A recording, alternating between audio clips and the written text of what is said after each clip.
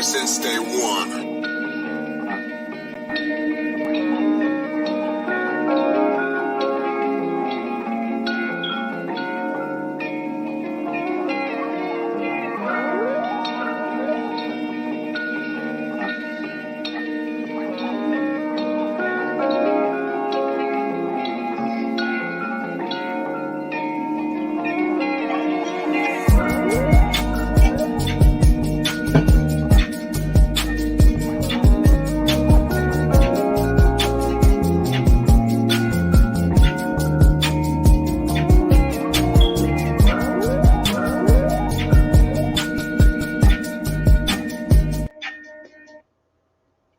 Hi, I'm Coach Mea, your moderator for this special three-part series entitled The Choice to Live. This is a very emotional show this evening. It's about warriors and hope of wellness on mental illness. Brought to you by KU Magazine, Ribbons of Survivors 365.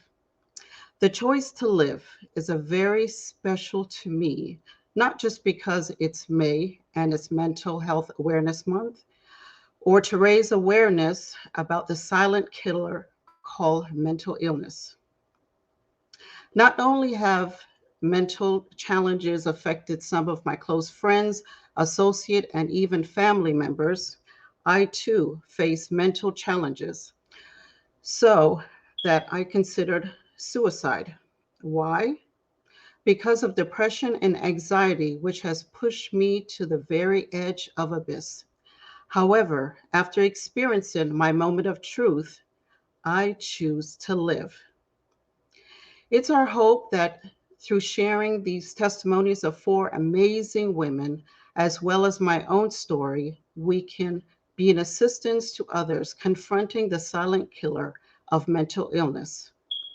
We hope to provide a voice for the voiceless, to help troubled individuals and their families intervene before the point of no return, and offer a reason to choose life. Today's first episode is titled Suicide, The Road Not Taken. It tells a story of 2 extraordinary women who have faced the challenge of suicide but choose to live. Why and what message they have for all of us? I would like to also mention that May is also Lupus Awareness Month. And I would like to recognize our 2019 Ribbons of Survivors 365 Lupus Ambassador, Joson Battle.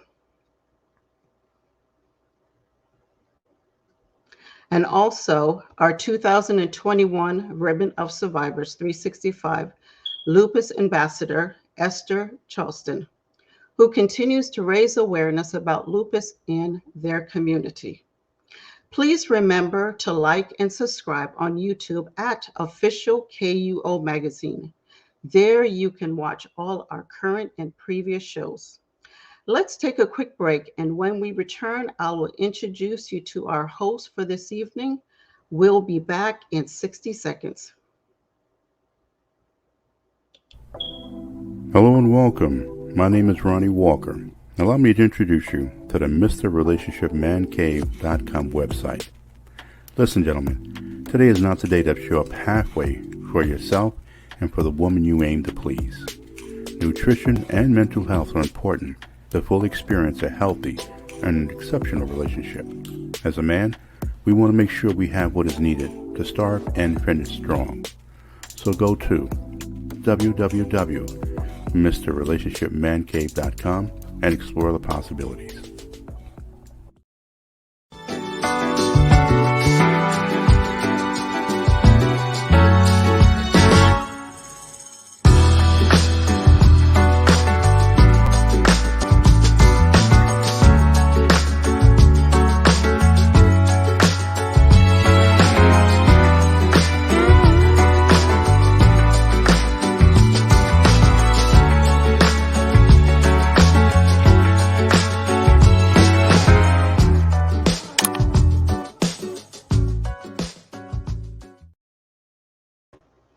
Welcome back. Let me introduce our hosts who are no strangers to this special show.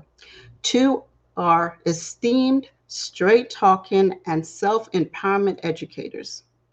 First is Leonard Burg, a soul therapist, a psycho-spiritual coach, consultant, and author of the book Dis-Ease is the Cure, Dean of KweliWorks, and advisory, producer, and assistant writer for Glow 365 TV and also all of KU Magazine TV shows.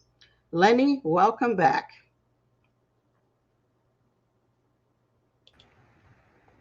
Sorry, you're on Thank mute you. for a moment.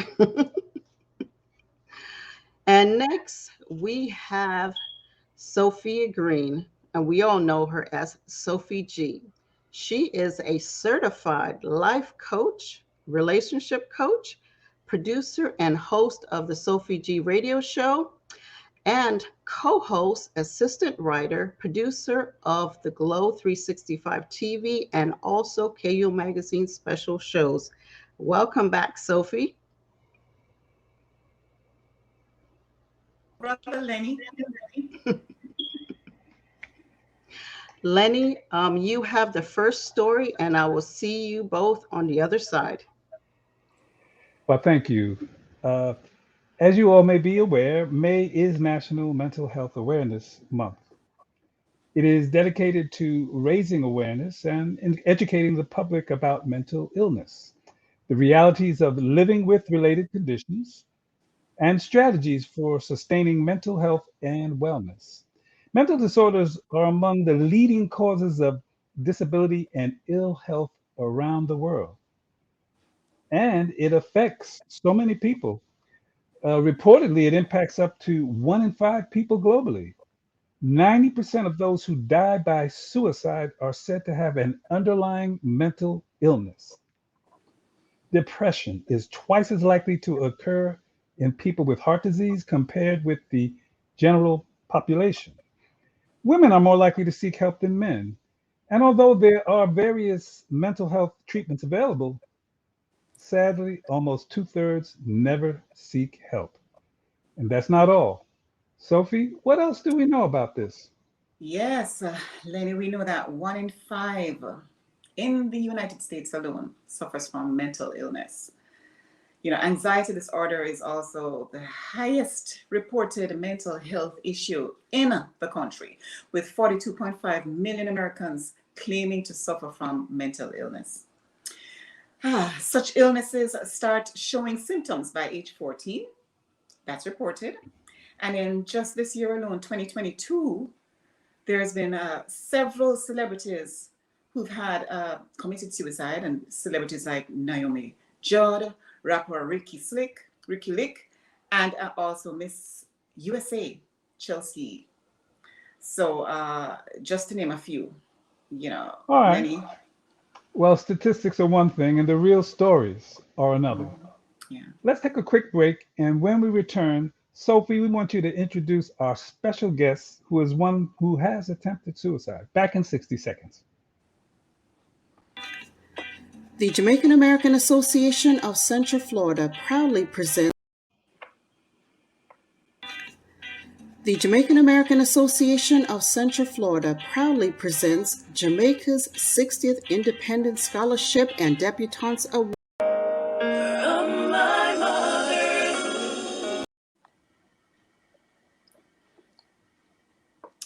Well, I just want to take this time, as you mentioned before, if you're just joining us, I just want to, first of all, before we go any further, remind or let this audience who are, watching right about now, just to give you a heads up that it is a very, very sensitive topic. This series is a very sensitive series we're going to be presenting to you. So we're going to just give you a heads up that if you have young ones in the room or minors, viewers' discretion is advised. So, because we're going to be having some really deep, adult, sensitive conversations. So it may not be suitable for some ears. As you mentioned before, I want to say welcome to somebody who's very special to this platform. She's one of our sisters on the Glow 365 team. And her name is Coach Dawn Hewitt. She's a certified holistic health coach. She's host and producer as well to Glow 365 TV show. She's a traditional medicine journalist for KUO Magazine and a broadcast journalist for KUO Magazine. Also, she's on the Andrea Jackson radio show Star right here in Orlando, Florida. And I want to say welcome, welcome, welcome, Sister Dawn. I know this is Thank going to be you. a very tough topic for you. And I know I'm just going to jump right into it. I'm going to ask you to just, while we're listening and we're paused and ready to absorb this very sensitive subject, I'm going to ask you to just take us as you share your story with us, as far back as you can possibly go. How did your mental health story begin? How did it start for you? So I can recall at age 5, that's the year that I was 5 years old, I just became aware of so many things in my environment that wasn't right, that made me, that were really hurtful and made me scared, and made me have thoughts of, not wanting to exist in such a space. When there was, I was bullied at school because I was taller than everybody else.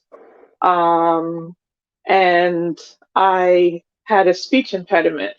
I was a stutterer, and I had a really bad lisp. And on top of that, I had a really thick Jamaican accent, which I had a teacher who thought that my accent was the speech impediment. So anyway, I was constantly being told that I wasn't speaking English, and the stutter was a result of being fearful of everything. Wow. But I mean, also it was like a physical problem as well. And then at 5 years old, a family member in the home was a few days away from giving birth to a baby, and another family member threw her to the ground in front of us kids and proceeded to bite her and kick her in her stomach and private parts so that she would miscarry. And we had spent a lot of time looking at her belly, seeing the baby's feet pressing as if he was just ready to come out. And those were some of the most pleasant moments at home for us. And then, here we are, 3 little girls trying to stop this person from this physical assault, and just wondering like what was going to happen to the baby, and the woman who was being abused. It was just very, very shocking. And I just remember at that moment just the awareness of just like, this is appalling. This behavior is so outrageous that this is not normal. Can you tell us? I'm sorry. Can you tell us how old you were at that time? What? Yeah, I was 5 years old. And you recall that? Yes, and I know that for a fact because my birthday was on December 11th, and the baby was born on December 17th. So it was somewhere my birthday had passed. So it was in those days before the baby was born. That's amazing. And at such a tender age, 5, you're able to recall such a vivid tragedy, pretty much. Yeah. Did the baby? Okay, so the baby survived. Wow. Yes, the baby did survive, but there, have been the person has had a lot of issues throughout their life. So that was age 5, and then when did you realize that you personally Mm-hmm. with all that took place, and I'm sure many more, which, I'd love for you to be vulnerable, just share for all who are listening right now, who may be going through something in their home. What became of that situation, and where did you go from there?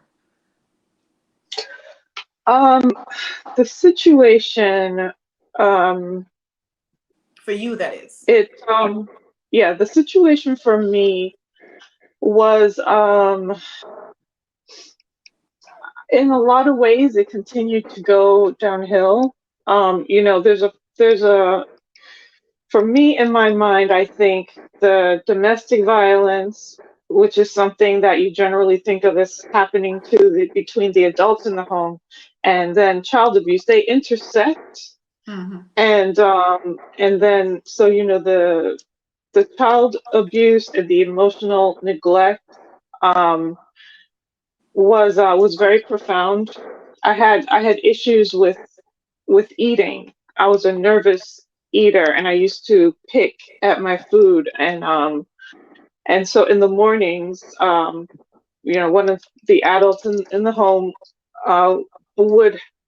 would be constantly late to work because I couldn't swallow, I couldn't finish my food. And I just remember things like a serving spoon being pushed down my throat, or to the back of my mouth, and being backed in the corner with a metal spatula, which right at the moment I did like this, and the spatula split my wrist open, but that would have been my eye if I hadn't have moved quickly enough. And then having to walk at 6 or 7 by myself to the clinic down the street, and them asking me, you guys, because I told them I fell, they said, you guys fall a lot at your house. And I just remember hearing that shocking statement. But what really happened to me, I had 2 teachers, 2 Jewish ladies in the public school system in New York, who saw me and questioned what was going on with me. And I think it was just their compassion that did a lot for me, and I was really close to one of my sisters, and she was very, very protective of me, despite the fact that she was going through a lot more even than me. So, I know you shared with us prior to this that at a very tender age is when you really realized that home was not feeling safe for you. Yes. And and you realized that it was unsafe for your mental wellness. Yes. Can you remember when it was, or what was it exactly that, because you've been through a lot, and I know this is just like touching on just a bit of it, because it's a 60-second show, 60 minutes show, and but I want to know, let me ask you something. In spite of everything you've gone through, I'm gonna ask you shortly to let us know what it is that took you to the point where you thought that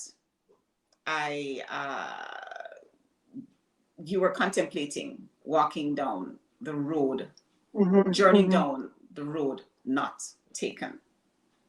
All right. Well, yes. Thank you for that question. Before you answer that, just take a real quick break. Sure. And then we come back and you give us that. Okay. We'll be back in 60. The Jamaican American Association of Central Florida proudly presents Jamaica's 60th Independence Scholarship and Debutantes Award Gala on August 6, 2022 at the Rosen Plaza Hotel from 7 p.m. to 1 a.m. Guest speaker will be Dr. Dwayne Dice, CEO of Education Solution International. Co-MCs are Mr. Lewis Witter and Miss Adriana Clark of Caribbean Rhythms Radio. Dinner served at 7:30 p.m., music and dancing by DJ Charlie Brown and Caribbean Groove Band. Tickets are $75 by calling 407-467 1741 or 321-439-2130, and also 407-292-3719. Join us for a night of excellence and elegance as we celebrate Jamaica's Diamond Jubilee. For more information, please visit online at www.jaaocf.com.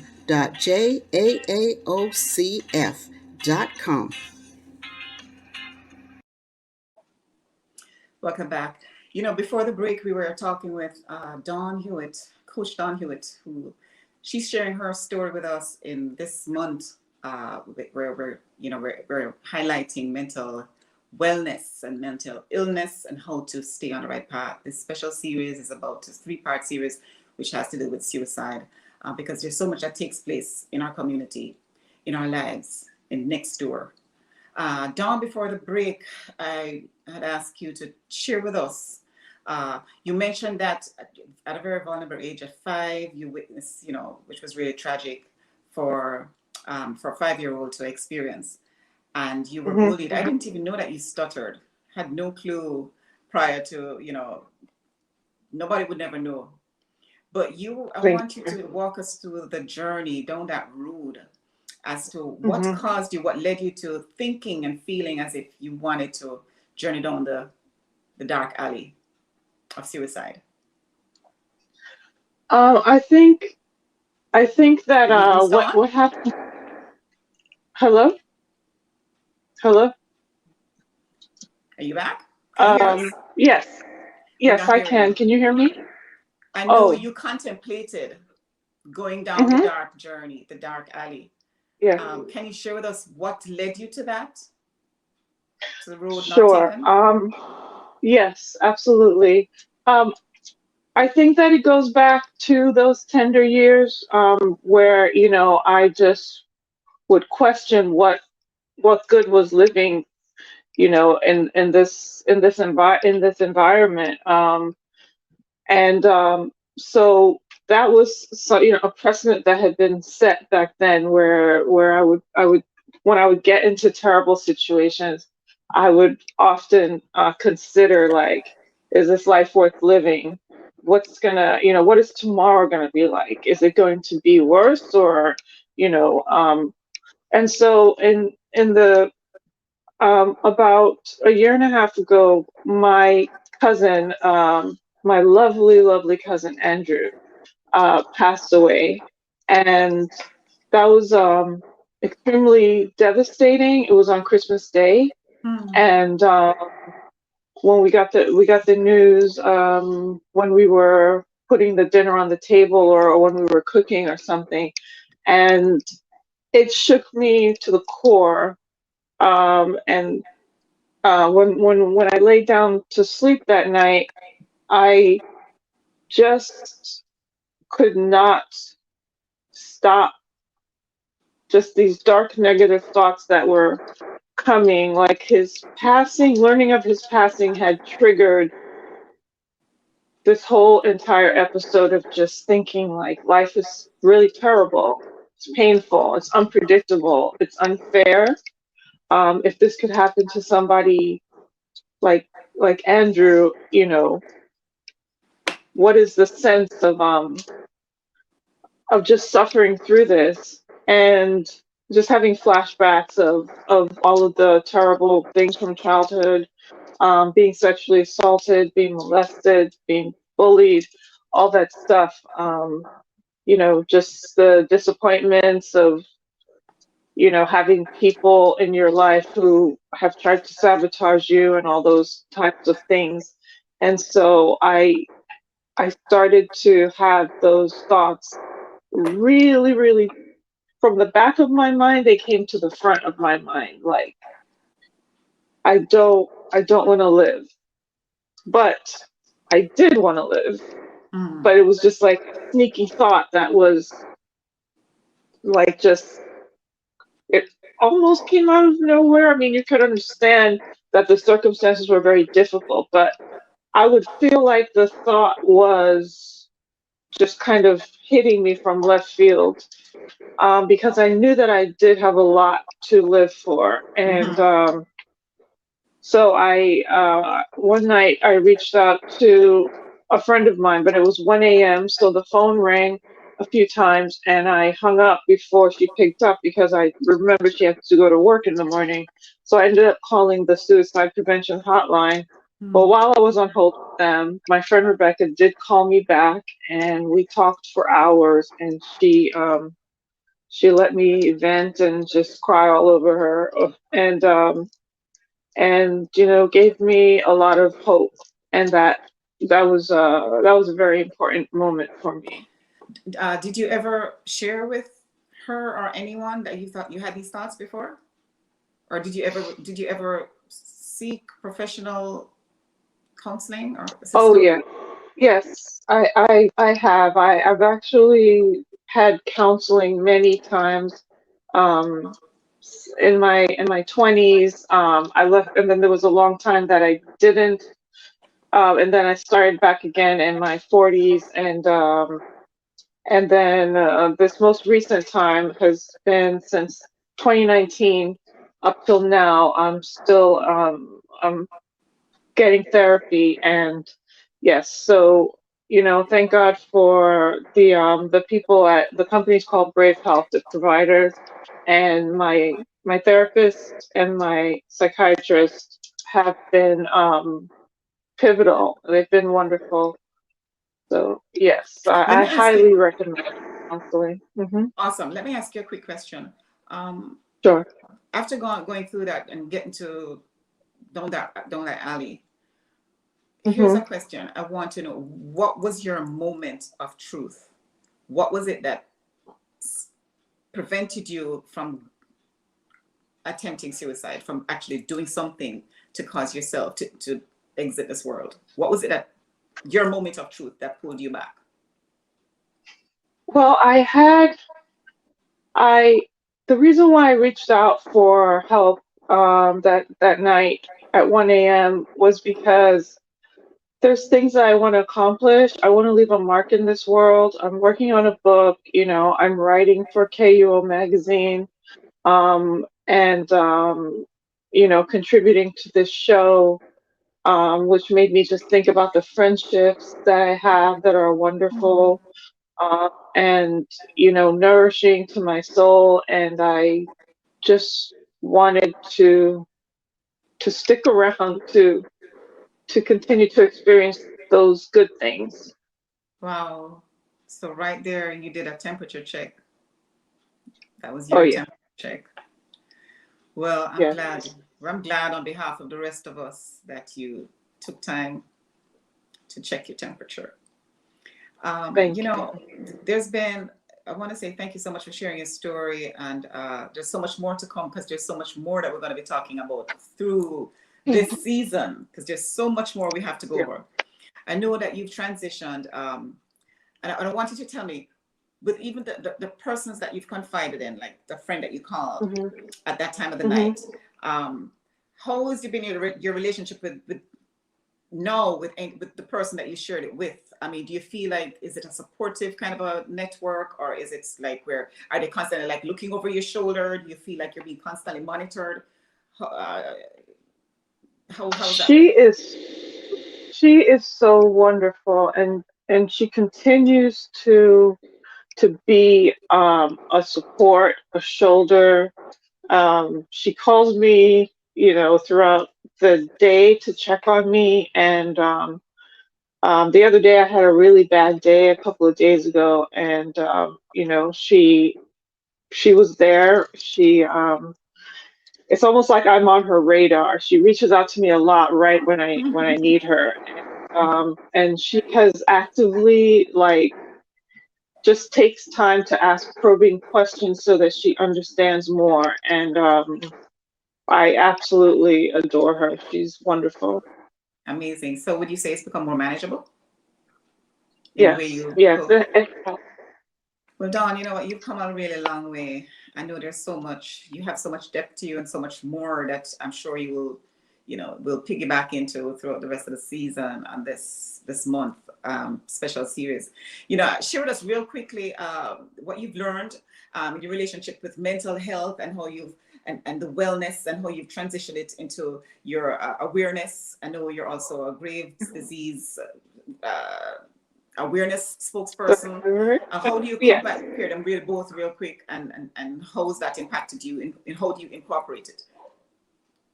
When I was diagnosed with Graves' disease in 2017, I started researching it, and one of the things that just shocked me to see in the symptoms are a lot of them are emotional, and it has a profound effect on your mental health, because your thyroid, which is what is sick with Graves when you have Graves' disease.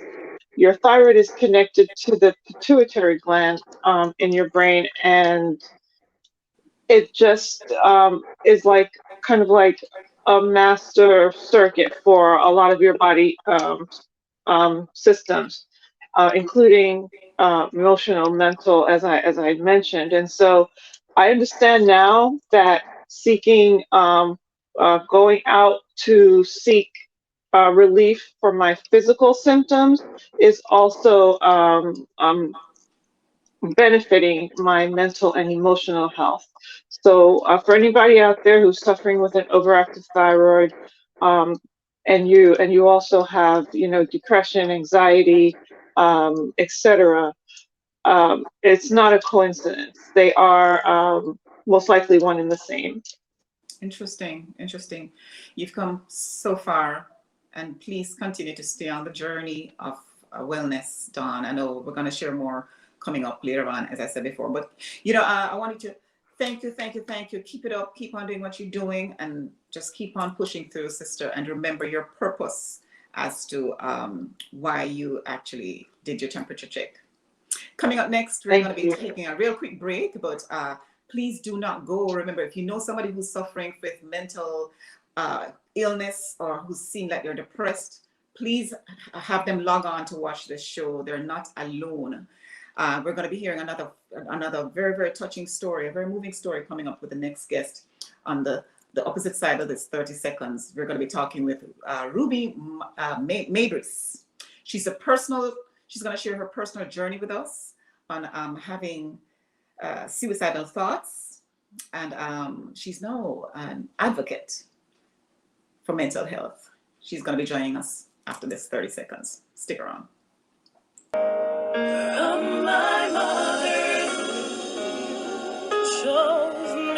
This is Stacey Elevated Wilson, and you're listening to Star, Straight Talk with Amazing Reality.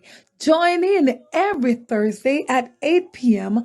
on WOKB 1680 AM and 100.7 FM in Kissimmee, and listen to Miss Jackson. She is for real with Michaela and Julian. Come on, let's have a candid conversation.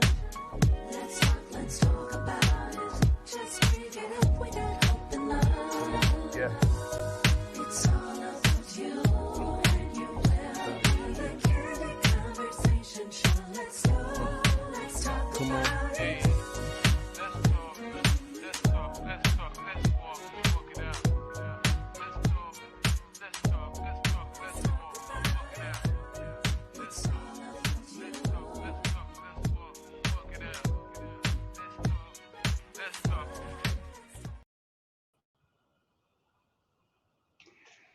Hello, my name is Len, and our very special guest coming up now is Ruby Mabry.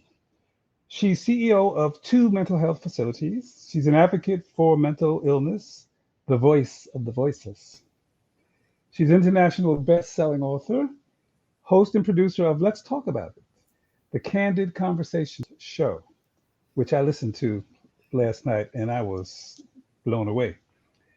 She's the face of the Orlando Urban Film Festival, which is coming up, and she's an advocate for mental illness surviving. Welcome, Ruby. Thank you so much for having me. Well, before we get into the interview, Ruby, let's remind the audience that, as before, this following episode includes adult-related content that may not be suitable for children.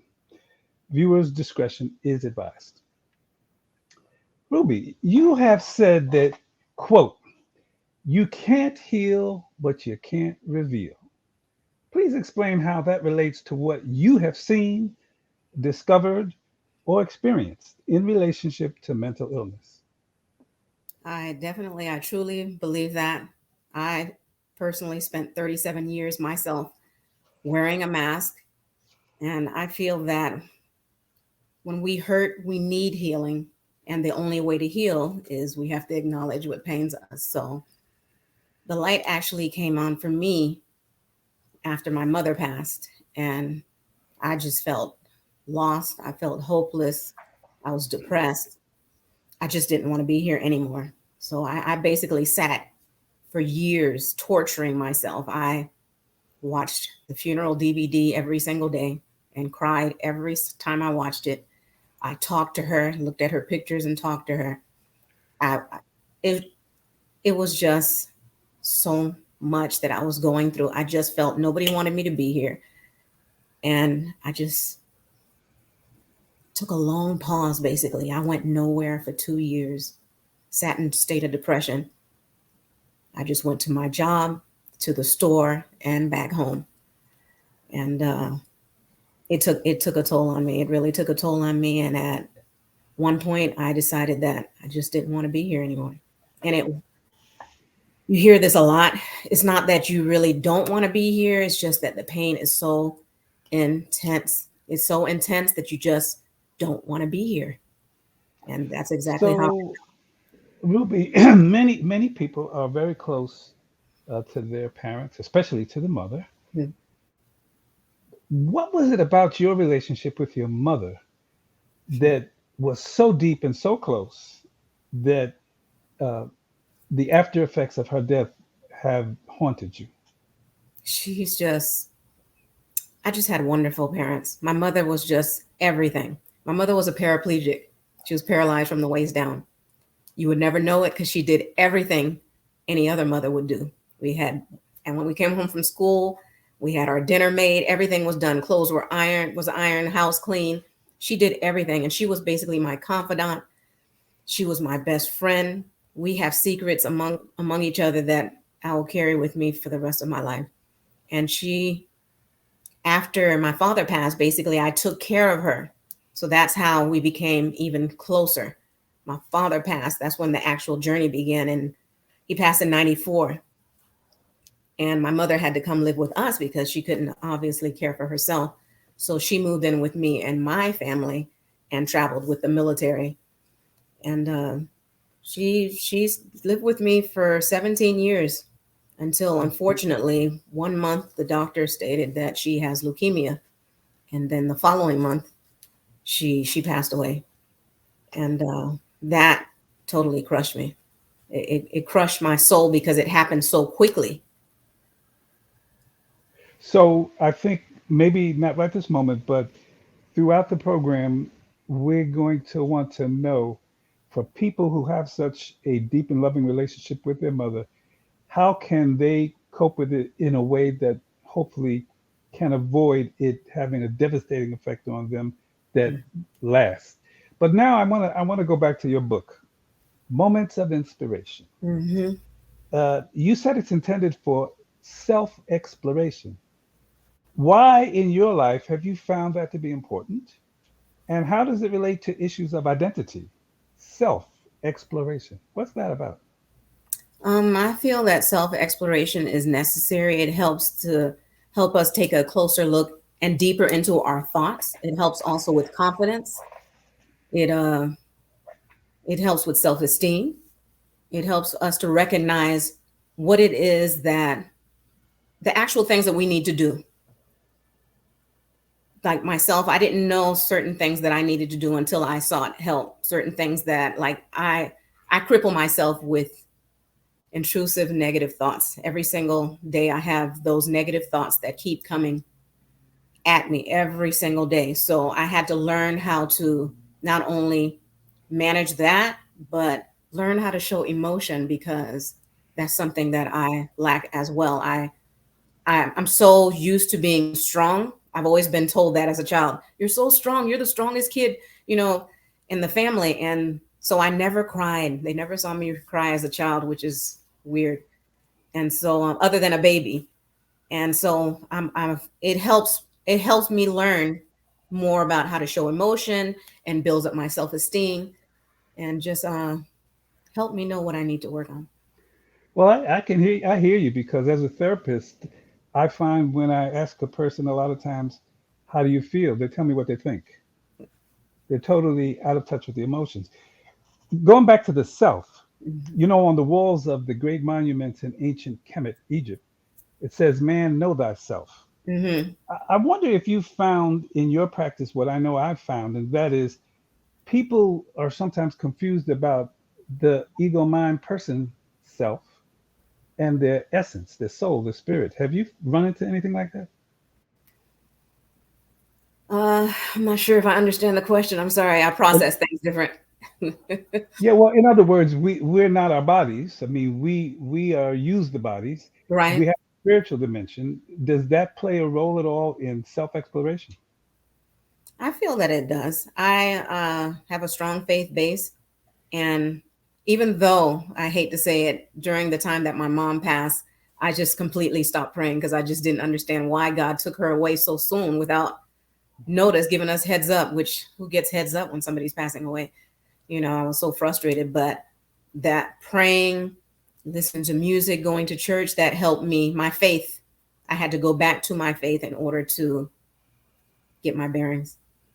All right. So people to live on purpose. How has living a purpose-driven life contributed to your success in healing and helping you to, not really go deeply into the quagmire of what we call suicide? Mm. Well, I think everyone should live on purpose. I think everyone should be intentional about living on purpose. I hate that my parents left without living on purpose themselves. Their whole focus was just taking care of family. And so after their passing, I realized that I had to step out of my comfort zone and, share my gifts with the world, because you never know whose life that I'm impacting, basically.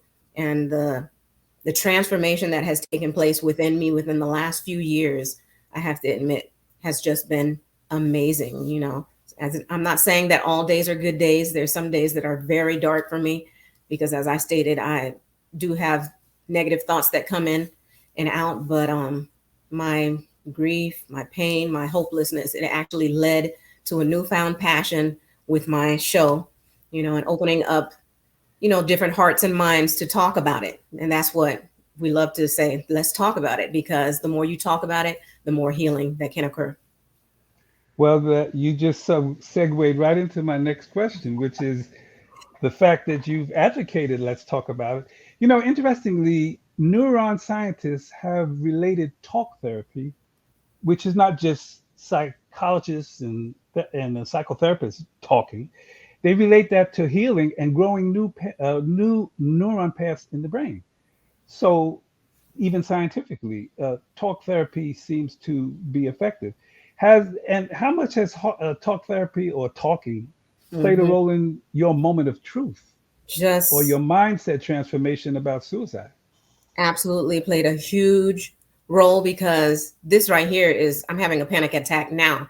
This right here is a lot for me, because I'm not a talker. I internalize everything and I just stay quiet. And that's due to the different mental health disorders that I currently have. But a lot of people think that just because you have a mental health issue, you're crazy, you're selfish, you're defective. But that's the mentality that keeps people like me not, not speaking up. It's that type of mentality that keeps us quiet, because of the stigma that's associated with it. So when I started talking, that's when I literally started getting better. And everyone says they see a difference. And I'm so proud of myself. I have to give myself a pat on the back, because just doing this is healing for me. Doing the show every week is healing for me, because I'm not a talker. So So it did help. Well, thank you so much. What I really do get from listening to you, one of the deepest things I get is that as important as family is, um, your faith and your purpose Hmm. uh, is so very important. Then actually, you can be even a better service to your family and to your friends and to your community. And maybe you can avoid people in the future who you deal with can avoid the pitfall of going down that road. So Yeah, thank you so very much for sharing. you're We welcome. appreciate it. And right now, let me go back to my host. We'll I am excited to officially announce that as we speak, KweliWorks is setting up the KweliWorks Empowerment Broadcasting Network. This institution will assist development groups in the US and around the world to set up their own empowerment television channels. Our licenses and software enable these channels to be accessed through Roku, Amazon Fire, Chromecast, or Apple TV, thus ultimately giving us access to potentially 250 million subscribers. As part of that effort, we are launching our own KweliWorks Self-Empowerment channel in the first quarter of 2022. I hope you are as excited as we are. So stay tuned as the game has indeed changed. And for those who are interested in subscribing to our network, getting involved with this effort as a program producer, becoming an affiliate, or setting up your own independent TV channel, email us at kweliworks@gmail.com. Okay. In our next section, we're going to highlight uh, a Dr. Maxine Ruddock. She'll be with us physically on the show in our third in this series, but we will have a couple of video clips of her responses to some questions, which will help us to think more clinically about this problem of suicide. Dr. Maxine Ruddock, we call her Dr. Max. She's a clinical psychologist, a life coach, founder of Comprehensive Psychological and Assessment Services, CPAS. She's a self empowerment speaker and lecturer. She's founder of Sisters of the Spirit, and she's the host of her podcast, Her Story. So, like I said, she'll be live with us in the third segment of the series on mental health and suicide. But now let's just get a little taste of the expertise she's bringing to the table. We asked the doctor about the biggest challenges facing mental health professionals and clients. She talked about how some amazingly competent professional mental health workers are being devalued and therefore leaving the field. So many mental health providers are feeling like they're burnt out from the process, and the field is losing amazing providers by the drove, simply because, number one, society continues to devalue the aspect of mental health and the people who work so hard to provide effective mental health care. Okay, uh, that has to do with one of the elephants in the room regarding mental health and how it is stigmatized, especially in African American and Caribbean communities. Dr. Max will tell us a little bit about that. There is a cultural aspect that just runs through not just Black Americans, but also Caribbeans, where your business is your business. So you're not necessarily supposed to take your information out, even when you are being mistreated, abused.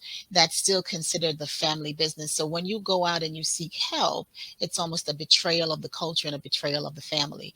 So that's a huge barrier to people, Black Americans and Caribbean. So it's the same because, we're pretty much from the diaspora.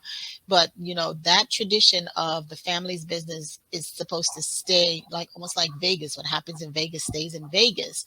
So that those family seekers, that generation of tolerating abuse, tolerating bad treatment, but not letting outsiders know, because then you've actually aligned against the family, is really a big prohibitor to Black Americans and Caribbeans seeking mental health care. But not only that, traditionally, we Black Americans and Caribbeans tend to put a lot of power in the power of prayer. So we're supposed to take it to God, right? You're not supposed to take it outside, because then that almost feels as if you don't have enough faith. So, you'll go to the pastors, you'll go to the churches. They sometimes stand in the way of mental health care, because it's almost as if they're saying the two cannot live in harmony. You cannot be a person of faith and then also go and talk to the counselor. You'll hear at times, even in the church setting, someone going and being ridiculed, and you're paying your money and you really should be going to Jesus. This is who it is. But let me tell you, inside that church, the reason so many people are there is the pain is so much, and they're doing everything to hold on. And there is a space where your faith and mental health care can actually be hand in hand, and you can actually use them both to enhance each other. But unfortunately, currently, it still stands that those two things tend to be in conflict. We also asked Dr. Max about the telltale signs to look out for regarding mental health issues, especially regarding suicide. What she importance of closely monitoring loved ones when they are acting out of character. She emphasized creating relationships, and she urged people to seek professional help. Well, one of the signs that you're going to see is when that person is acting completely out of character. So let's say, for example, someone tends to be typically happy, outgoing, and then you start to see that person withdrawing. They're becoming much more quiet. They're sleeping a lot. They're not interested in a lot of things that they were normally interested in. That's usually some of the signs that we look for, that someone is struggling with something internally. And that's, if you're looking at depression, if you're looking at anxiety, it might be that that person becomes very anxious, very irritable. They don't have a lot of patience with just even the smallest things. So one of the things to do is to kind of pay attention to differences that you see. Another thing I would encourage people to do is to sit and talk with that person. Kind of ask them what's going on. If I'm noticing something and I can't really tell if you're on the edge, but sitting down and having real and meaningful and consistent conversations with people can actually give you a clue that there's something going on with that person, and that they might be crying out for help, even if the cry is a silent cry, because we don't always do it verbally. One of the things that I always tell loved ones is this: create that relationship with people. If you see someone and they're acting in some way that makes you kind of wonder, just create a relationship and leave a space for that person, and also then encourage that person to seek relationships with other people. If they don't have the energy to do that, then find some supports for them and have those people connect to them. But the more varied supports that people have, the better protection it is, because people are then looking at that individual from varied perspectives, and they will be able to see much more readily if something is wrong, because it's not just one person that's missing something. Other people will also be seeing that.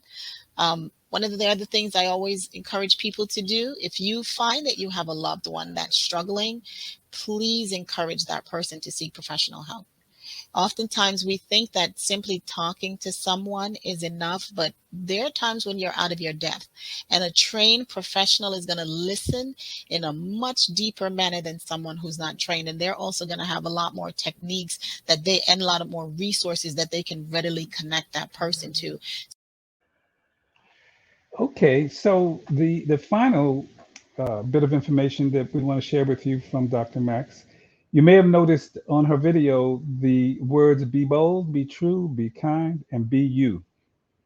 And it seems like I'm hearing that the "you" that I am, that people say I am, is part of the problem. So we want to find out what this means.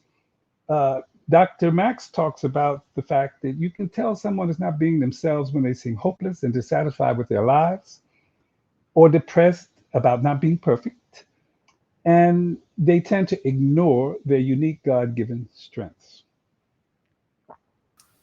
Well, that's hopelessness. And so someone who's experiencing a sense of hopelessness is not going to experience anything that's positively affirming about them. But in terms of the statement of be you, many times the root of some of the non-genetic chemical imbalances of mental illness begins with people being very dissatisfied with who they are. They're looking at other people and thinking they're fine, they're perfect, everything is going okay in their life. And sometimes that's far from the truth. But that perspective, that misconception can lead people to begin to become anxious in the presence of another person because they begin to have in their own mind conversations that saying that person is fine and I'm not. That person never makes mistakes, but I do. That person's always succeeding, I'm always losing.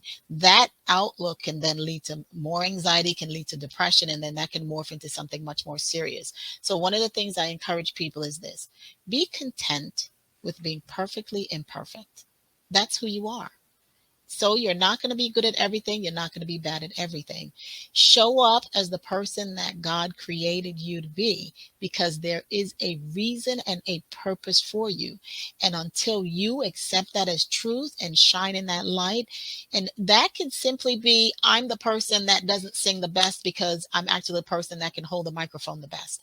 I mean, to understand that there's so many amazing strengths in all of us, and it's important for us to maximize our strengths and to simply be ourselves and not be so concerned with competing with the people that's outside of ourselves. So that particular statement of be you is very important. That's one of the things that I work on with my patients, is in terms of them understanding the unique gift that that person is to the world and to walk within that particular gift.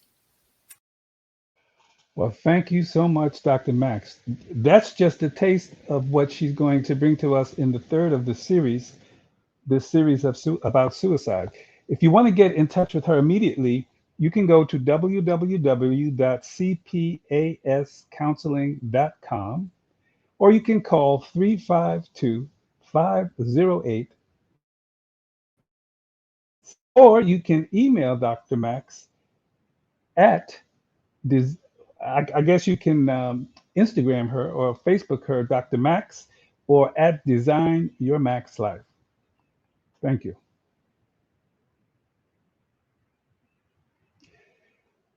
So, we just heard two powerful stories from Dawn and Ruby about thoughts of suicide and mental health. We also got a better understanding of mental illness from Dr. Max. We want to remind our audience that if you or someone may be having thoughts or want to commit suicide, please share this show with them. You can rewatch it here and on YouTube at Official KUO Magazine. That's again at Official KUO Magazine, one word. Let's help them make the choice to live. Mia?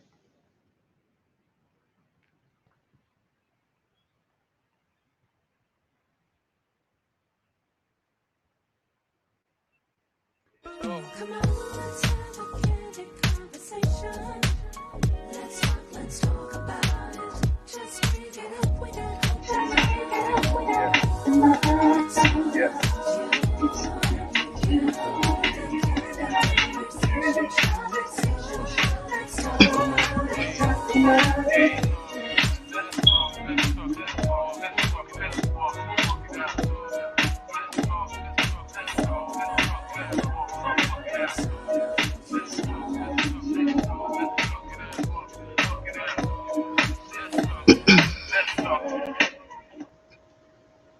Yes, let's talk about it, coming up next Tuesday, May 17th, which is part 2 of Suicide to the Edge and Back, the Choice to Live. In this episode, we're going to hear stories of two individuals who actually attempted suicide, live, and change the course of their life and others. Also, don't forget to visit online and check out the current issue of KUO Magazine. That is the April, May, June 22 issue, featuring Felix Nathal Jr., a celebrity photographer known as the Beast of the East. I would like to thank our host, Leonard Burg, and Coach Sophie G, and our special guests, Dawn Hewitt, Ruby Mabry, and DrMax. Don't forget to like and subscribe on YouTube at KUO Magazine. Allow me to leave a quote with you. For darkness restores what the light cannot repair, which means that the light can repair things that in the material world, but that there are limitations of that kind of fixing. Medicine, for instance, can heal in the light, but if the spirit isn't well, there is no life. By Joseph Brodsky. Remember, there is hope. There is help to get to a place of mental wellness, because you're not alone. I am Coach Mea, coming to you. Until next time, stay safe and well, and continue to find your glow within the mind, body, and soul.